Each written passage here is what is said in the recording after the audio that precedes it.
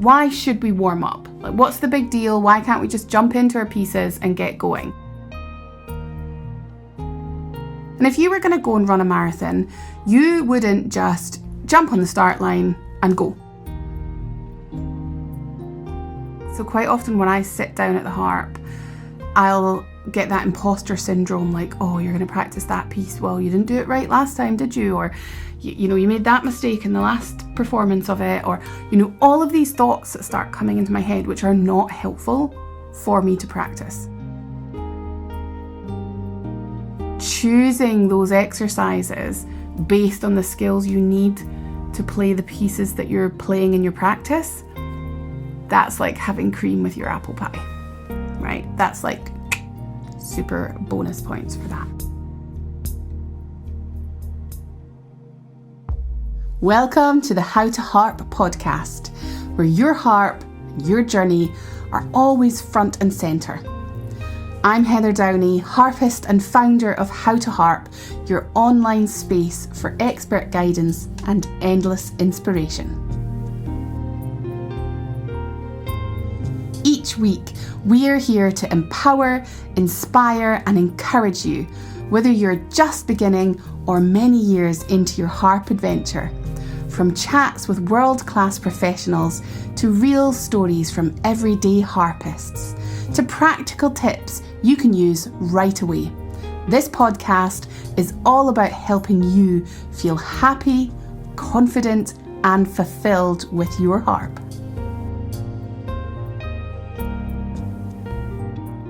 Hello everyone, and welcome to another episode of the How to Harp podcast. And you have me today on my lonesome, but of course I'm not, because all of you guys are here with me too. And I'm really excited about today's subject. This is a topic which I love to chat about. I don't think I could ever get bored about talking about warm-ups. They are so important in our harping. I'm excited. And I'm going to be sharing my secret recipe today to making sure that you are creating yourself a really well-rounded warm-up to make sure that you are ready to play your pieces and to practice at every practice session. Now, just before we jump into the secret sauce, I do want to just say why warming up is so important. I think sometimes it's easy to forget just how important warming up is and why it's really important for us to do it. So why should we warm up? Like, what's the big deal? Why can't we just jump into our pieces and get going? And I know when you've got only a little time to practice, you might think, I want to use that practice time to practice my pieces, and it's really easy to jump over the warm up. But your warm up time really is time for you to it's time to take advantage, or it's the opportunity for you to meet two objectives. The first is to actually warm up.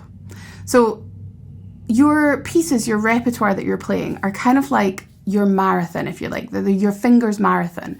And if you were going to go and run a marathon, you wouldn't just jump on the start line and go. Yeah, you would do a little bit of, light walking and then some stretching. You might do a very gentle jog and a bit more stretching. You would warm your body up. And when we're harping and we're producing a really excellent sound, we are really using our muscles. And it's not just these muscles, it's everything. You're holding yourself up, you're engaging your core, all of your muscles all around here are working. We're working our arm muscles to hold them up. And of course, we're working all the muscles in our hands and our fingers as well. Everything that we're doing is a lot of effort. And so we want to prepare our body effectively for that, to make sure that we're really making the most of our practice time. So when you think to yourself, I only have a little bit of practice time, I'm going to skip the warm-up to make the most of it, you're actually going to spend the first little bit of your pieces kind of warming up and not really warming up effectively.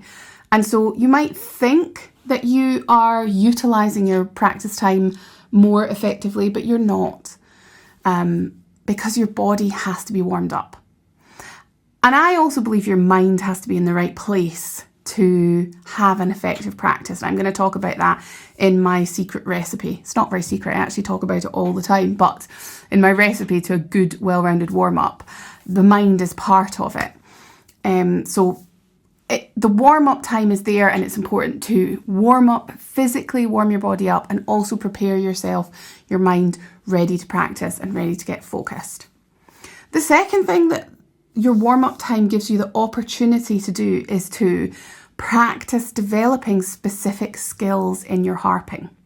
So when you play a piece, let's say you're learning a new piece and there's harmonics in that piece, maybe one or two, and it's the first time you have seen harmonics in a piece and it's a new skill to you. If you just jump in and start playing that piece, even if you just take the bar that has harmonics out and play just that bar, and you're playing that bar lots, you're getting lots of practice of harmonics, it's actually more effective for you to play or work on a number of exercises or warm-ups or etudes that include that skill. Harmonics is the example that I'm using, because you then get to practice that skill in a different key, in a different area of your harp, in relation to a scale or an exercise which isn't as emotive as your repertoire, and usually with more permeations than what is in your repertoire itself. And so by doing that, by creating a warm-up where you're practicing the skills for your pieces, and not just your repertoire, you'll be able to apply those skills to a wider variety of repertoire than just the one piece that you're working on. So these are great reasons why we should warm up. But I don't want to talk for, an hour. I definitely could talk for an hour on the subject of warming up. So I want to get into the juicy recipe for a well-rounded warm-up. So there's 4 things that I think are really key to putting into your warm-ups. And if you're already thinking 4 things, that's so many, how can I fit them in? You can do all 4 of these things really quickly in a very, very short warm-up. If you only have half an hour to practice, if you only have 20 minutes to practice, it's still worth taking some time to do these 4 things in a well-rounded warm-up and preparing yourself for your practice. So the first thing, which I already mentioned, is preparing your mind and your body before you actually touch the strings. So this is kind of your moment to arrive at your harp.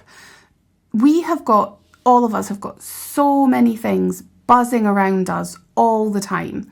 So many thoughts and worries and stresses in life that are flying around our heads and are distracting.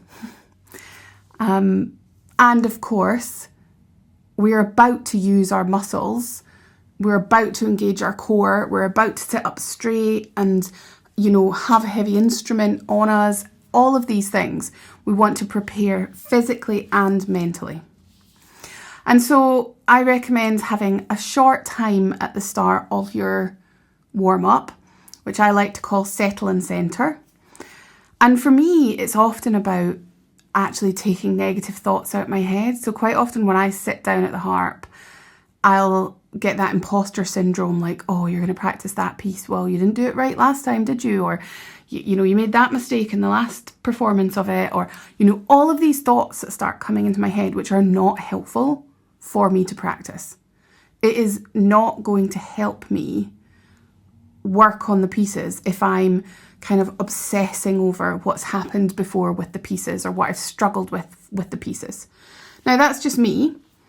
The other thing that often happens is if I know there's something else, that's pressing in my life that, time is important, or, I've got to do something else, or I should have, put the washing on, or, I've got to cook dinner tonight, and, or something to do with work. Quite often, if I'm sitting down for my harp practice, those thoughts will come in of like, oh, you don't have time for this, and you should be doing that, and, you need to be thinking about that you're doing later on. None of these things are going to help me practice. None of them are going to help me focus during that short time I have at the harp. And so I like to take a little bit of time to do a very small amount of breath work. It could be box breathing. It could be just taking some simple breaths in and out and just calming myself. And I have to actually allow the thoughts to come and go. I've tried being like, just don't think about that, Heather. Don't think about that. That doesn't help me. That just makes me more stressed out. So allowing the thought to come and just saying to myself, that's not for now. I don't need that now. It's not saying you shouldn't be thinking about that, or why are you obsessing about that right now? They're not going to help. Just, okay, but that's not for now. It's a little bit of breathing, connecting with my body, seeing how things feel, because that, again, you can often be kind of disconnected with your body. And when we're playing the harp, we want to know how things are feeling and we want to hear how things are sounding. So a bit of breath work, any of those crazy, they're not crazy, that's not right. Any of those intrusive imposter thoughts, that's not for now. That can be for later. Any stress about work or anything like that, that's not for now. That can be about later. And just that little bit of breath. And then some dynamic stretching to prepare yourself physically. So, you know, you might have an area of your body that you know often holds tension, or tension can easily kind of creep in during your practice time. So you might want to focus on that. So you could do things like shoulder rolls or hand stretches, like hand stretching like this. So I'm talking about dynamic stretching. So things where you're slightly moving, not just stretching your muscles, because you want to get your muscles warmed up before you start stretching them. Wrist circles, twisting gently from the waist, some neck rolls, these kind of things. And that's your center and your settle and center moment, where you just, it can take as little as a minute, 30 seconds to just calm your mind, check in with your body, and prepare yourself for actually touching those strings. And then I like to think about the next section as my 3 pillars of harping, of warm-up harping. And that is close work, stretch work, and creative work. I like to include all 3 of these in my warm-ups, and this is what gives you a really nice, well-balanced, well-rounded warm-up that you know you're going to be ready to play your pieces after you've completed. So close work, these are exercises where your fingers are working close together. So it could be scales or 3-finger groups, something where you're working on adjacent strings. And then stretch work is something where you're stretching your fingers. So your fingers aren't working on strings that are next door. They're working on, you know, 4ths or 5ths, stretches.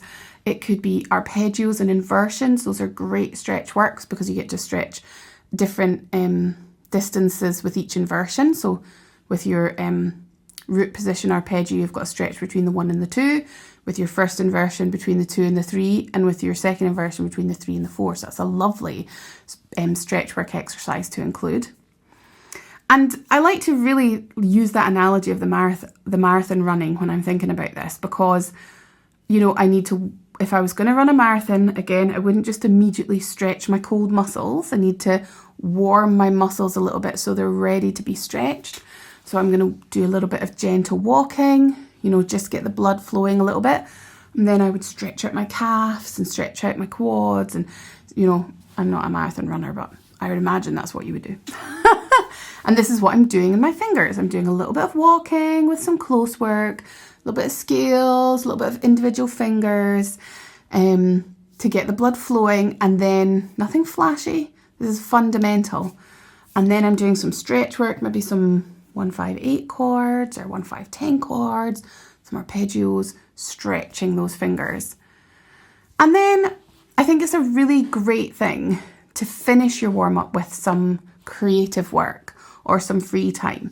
Now for me, that generally means having a little noodle, right? Doing a little bit of improvising. But it could be just playing a piece that you know really well, that you know you enjoy playing, that you can just play and be happy about. Just reminding yourself that when you're coming to the harp, that you are coming there to feel good. And, you know, I think sometimes when we're spending lots of time practicing on pieces that are maybe challenging us, it's important to remind yourself that I just enjoy playing pieces as well. I enjoy playing just nice, fun pieces. So in your creative work, you could have a little noodle like I like to, or you could play a piece that is familiar to you, that you really enjoy, that's going to help you really connect emotionally with your harp. And that's it. Those are the 4 things: centre and settle, close work, stretch work, and creative work, and whatever that looks like to you. Now, as a little bonus, when you're choosing your exercises for your close work and your stretch work, you can choose exercises that are related to the skills that you need to execute the pieces you're about to play in your practice session.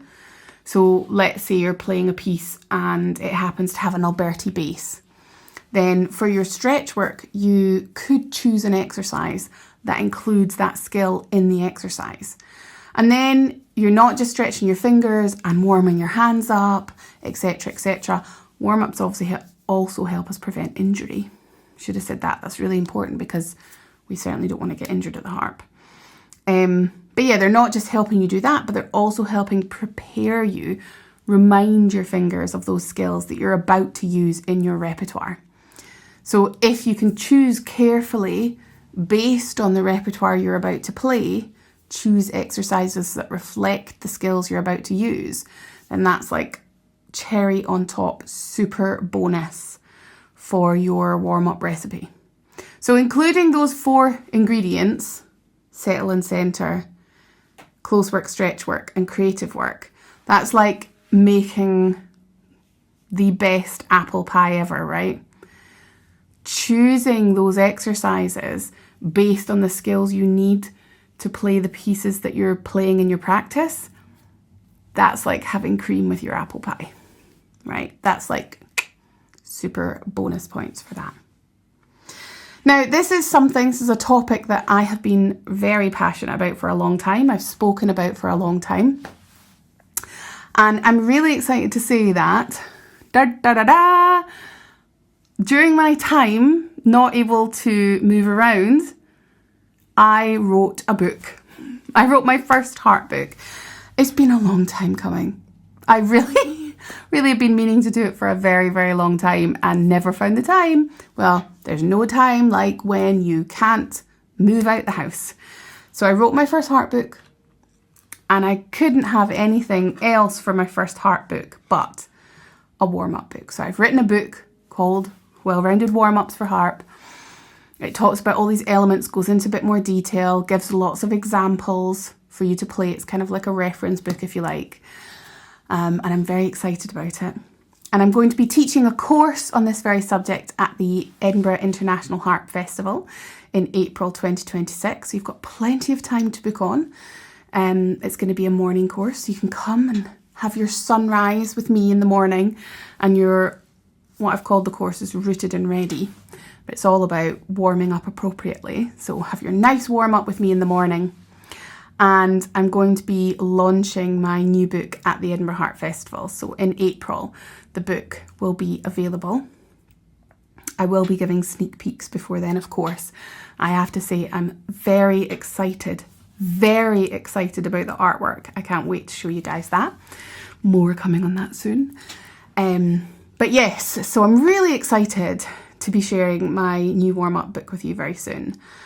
And I hope it will help everybody feel really ready, really centred, have the sunrise that you guys need for your practice, and be ready to make a beautiful sound on your harp. And that's everything. Thanks for listening. Thank you so much for joining me in this solo episode. It's always so lovely to share thoughts with you directly. Health-wise, I am doing so much better. Really, thank you all so much for the emails and the cards that you guys have been sending. It's really meant a lot. I'm still not 100%, but more walking, more harping, more getting out the house and outside, and all of this is really helping me. Now, as I mentioned in the episode, if you are at the Edinburgh International Harp Festival, I will be offering a course on well-rounded warm-ups. It's called Rooted and Ready. So if you are thinking of heading over to the festival, definitely check that course out. I'm also really excited that I will be launching my new book, Well-Rounded Warm-Ups for the Harp, at the Edinburgh Harp Festival. So even if you aren't going to sign up for the course, the book will be available there. I will also be working with Camac Harps as ever. Telenor Vining will be up and I'll be in the exhibition with them. But we also have a How to Harp space this year, which is really exciting. So Catherine and Angela will be in the exhibition in our How to Harp space. That's where you can also pick up my new warm-up book, some other new merch from How to Harp that we've been designing, and go and have a chat with the team. So definitely pop along and see us and have a chat. We'd love to chat to anybody. Now, just a reminder that the How to Harp retreat is coming up in October this year. There are still some spaces left. If you're a How to Harp member who's been thinking about coming, I'd absolutely love to spend some more time playing and learning together in person. Now, next week's episode is a conversation with harpist Karen Peterson. Karen is a harp coach, workshop presenter and certified music practitioner who's been playing the harp for 25 years. She's the author of instructional books including Enjoy the Modes and Enjoy the Dorian Mode, and she brings a wonderfully encouraging approach to helping adults enjoy harp playing. I had such an interesting chat with her and I can't wait to share that with you. If you've enjoyed this episode, please do like, comment, share it with a friend, subscribe.